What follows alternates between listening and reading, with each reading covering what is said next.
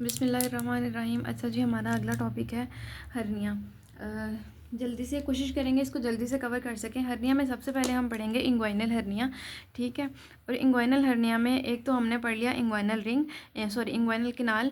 दूसरा important structure जो दूसरी पढ़ने वाली है वो है हमारे पास इंग्वाइनल ट्रायंगल या फिर हेज़लबैक ट्रायंगल। अच्छा जी, हेज़लबैक ट्रायंगल क्या होती है कि ये एक ना एंटीरियर एब्डोमिनल वॉल में एक वीकेंड एरिया होता है, ठीक है। किस जगह पे मौजूद होता है? एंटीरियर एब्डोमिनल वॉल में। और इसकी बाउंड्रीज़ क्या होती हैं? हमारे पास मीडियली रेक्टस एब्डोमिनस मसल होता है, ठीक है। लैटरली एपिगैस्ट्रिक वेसल्स आ जाती हैं, ठीक है जी। और हमारे पास इन्फीरियरली आ जाता है हमारे पास इंग्वाइनल लिगामेंट, ठीक है। ये जो ट्रायंगल है ये क्या है? हमारे पास हेज़लबैक ट्रायंगल है, ठीक है। अब इसकी बेसिस पे इंग्वाइनल हर्निया को दो तरह में डिवाइड किया गया है। एक डायरेक्ट इंग्वाइनल हर्निया होता है और एक हमारे पास इनडायरेक्ट इंग्वाइनल हर्निया होता है। डायरेक्ट इंग्वाइनल हर्निया वो हर्निया है जो इस हेज़लबैक ट्रायंगल से होते हुए सुपरफिशियल रिंग में प्रेजेंट करती हैं, ठीक है। सुपरफिशियल रिंग के थ्रू एंटीरियरली प्रेजेंट करती हैं, वो डायरेक्ट हर्निया है, ठीक है। इसको इस तरह से याद रखना है। डायरेक्ट वो हैं जो ट्रायंगल टू ट्रायंगल है, Hesselbach triangle to superficial ring. Superficial ring भी जो है ना हमारे पास ट्रायंगुलर शेप्ड होता है ना, तो ये फिर डायरेक्ट है, ठीक है। अच्छा जी, इनडायरेक्ट क्या है हमारे पास? Deep ring to superficial ring. Deep ring oval shaped होता है, सुपरफिशियल रिंग ट्रायंगुलर होता है। तो इनडायरेक्ट को इस तरह से याद रखना है कि deep ring to superficial ring. ये जो इनडायरेक्ट हर्निया है ये डायरेक्टली ये जो है ना ये मुकम्मल तौर पे किस में से? इंग्वाइनल केनाल में से पास करती हैं, ठीक है। इंग्वाइनल केनाल में से ही प्रेजेंट करती हैं, ठीक है।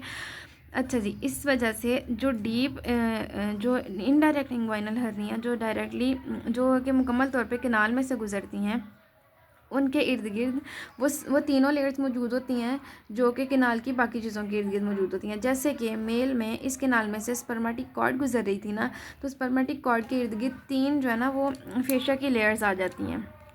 ऐसे ही है, स्पर्मेटिक कॉर्ड के तीन फेशिया की लेयर्स होती हैं। अच्छा जी, कौन कौन सी होती हैं? एक हमारे पास एक्सटर्नल स्पर्मेटिक फेशिया आ जाता है, ठीक है। एक हमारे पास क्रीमेस्टेरिक आ जाता है और एक हमारे पास इंटरनल आ जाता है, ठीक है। तो इस वजह से वो इनडायरेक्ट इंग्वाइनल हर्निया जो कि मुकम्मल तौर पे केनाल में से गुजरेंगे, उनके इर्द गिर्द उस हर्निया के इर्द गिर्द ये तीनों लेयर्स मौजूद होंगी, ठीक है। वो covered by all layers of spermatic fascia, ठीक है। और जो डायरेक्ट इंग्वाइनल हर्निया क्योंकि वो ट्रायंगल में से गुजर के प्रेजेंट करती हैं सुपरफिशियल रिंग में से, तो सुपरफिशियल रिंग जो है वो होता कहाँ पे? एक्सटर्नल ओब्लिक एपोन्यूरोसिस पे, ठीक है। तो इसलिए हमारे पास जो डायरेक्ट इंग्वाइनल हर्निया है ना, वो सिर्फ उसके इर्द गिर्द एक्सटर्नल स्पर्मेटिक फेशिया की ही लेयर होगी। इसका ना जल्दी से मैं आपको छोटू सा एक कॉन्सेप्ट देती हूँ। ये देखें, हमारे पास ना हमारे पास ना स्पर्मेटिक कॉर्ड है पूरी रेड कलर की, ठीक है। अब इसके इर्द गिर्द ना ये तीन लेयर्स हैं फेशिया की। एक ये ब्लू कलर की है, ग्रीन कलर की है और ब्लैक कलर की है, ठीक है। ये जो मैंने ऊपर बनाया हुआ ना, ये हमारे पास ना इंटरनल ऑब्लिक और ट्रांसवर्सस एब्डोमिनस मसल्स हैं जो कि यहाँ पे कॉन्जाइंट टेंडन बना देते हैं, ठीक है। अब हमने ना इनको याद कैसे रखा हुआ था कि जो हमारे पास इंटरनल स्पर्मेटिक फेशिया है ना, इनर मोस्ट लेयर होती है, वो आती है डायरेक्टली कहाँ से? फेशिया ट्रांसवर्सैलिस से, ठीक है जी। मतलब कि फेशिया ट्रांसवर्सैलिस पे ही हमारे पास डीप रिंग होता है ना, फेशिया ट्रांसवर्सैलिस से ही इंटरनल क्या उसका नाम है? इंटरनल स्पर्मेटिक फेशिया आता है, ठीक है। अब जो एक्सटर्नल क्रीमेस्टेरिक फेशिया है ना, वो डिराइव्ड होता है हमारे पास इंटरनल ऑब्लिक और ट्रांसवर्सस एब्डोमिनस से। तो इसलिए क्रीमेस्टेरिक फेशिया यहाँ से डिराइव होता है, ठीक है। और यहाँ से ही इसको इनक्लोज करना शुरू करता है। कहाँ से? At the from internal oblique and transversus abdominis, ठीक है। उसके बाद आ जाता है हमारे पास एक्सटर्नल स्पर्मेटिक फेशिया जो कि एक्सटर्नल ऑब्लिक एपोन्यूरोसिस से बनता है, ठीक है।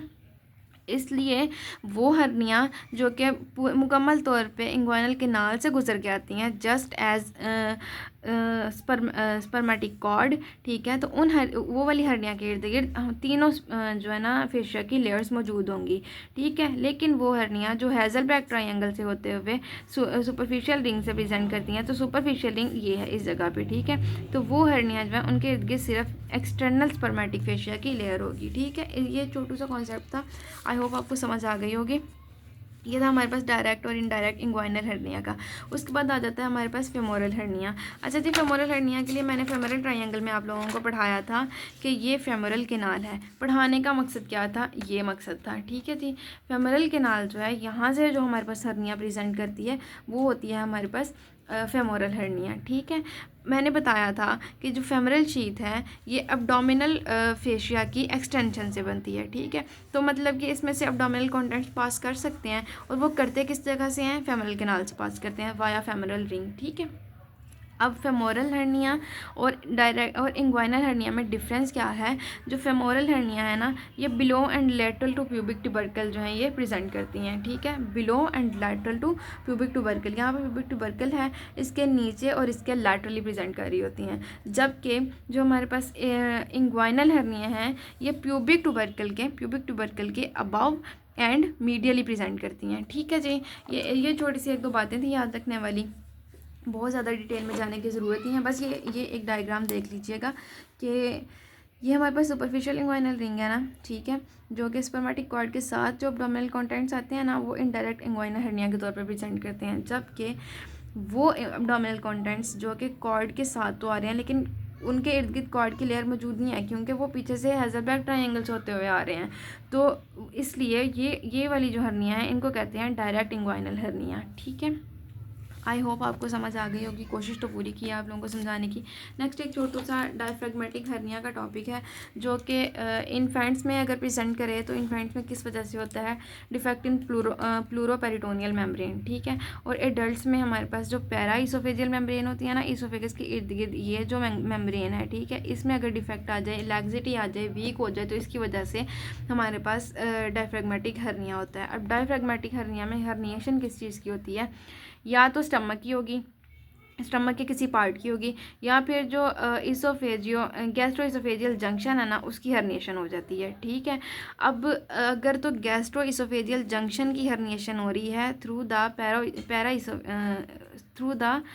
फ्रेनो इसोफेजियल मेम्ब्रेन, ठीक है, तो इसको कहते हैं हम स्लाइडिंग हाइटल हर्निया, ठीक है। और अगर जो गैस्ट्रोइसोफेजियल जंक्शन है वो अपनी जगह पे कायम है, लेकिन स्टमक का जो फंडस वाला पोर्शन है ना, वो हर्निएट कर गया है, तो इसको कहते हैं पैराइसोफेजियल हाइटल हर्निया, ठीक है। बहुत ज़्यादा डिटेल में जाने की ज़रूरत नहीं है, थोड़ा थोड़ा सा बस आपको कॉन्सेप्ट पता होना चाहिए। अभी तक के लिए इतना ही था। गैस्ट्रोइंटेस्टिनल एनाटमी हमारी यहीं पे ख़त्म हो गई है, ठीक है। हर टॉपिक को ना बहुत ज़्यादा टाइम देना पड़ा, सिर्फ इस वजह से कि फर्स्ट एड में बहुत ही कंसाइज करके छोटा छोटा लिखा होता है, तो इसलिए ना हमें रिट्रोग्रेड स्टडी करनी पड़ती है। हम जब तक हम पुराना नॉलेज रिफ्रेश नहीं करेंगे, हमें ये चीज़ें समझ ही नहीं आएंगी। इंग्वाइनल केनाल, फेमोरल रीजन वगैरह, ये चीज़ें हमें बिल्कुल भी समझ नहीं आएंगी। तो इसलिए थोड़ा थोड़ा पीछे से पुराना नॉलेज रिफ्रेश करना बहुत ज़रूरी था, इसलिए इन वीडियोज़ को टाइम लग गया। लेकिन आगे कोशिश करेंगे इंशाल्लाह कि जितना जल्दी हो सके GIT ख़त्म करें, ठीक है। अभी तक आपको कोई मसला हो, you can ask me. Thank you.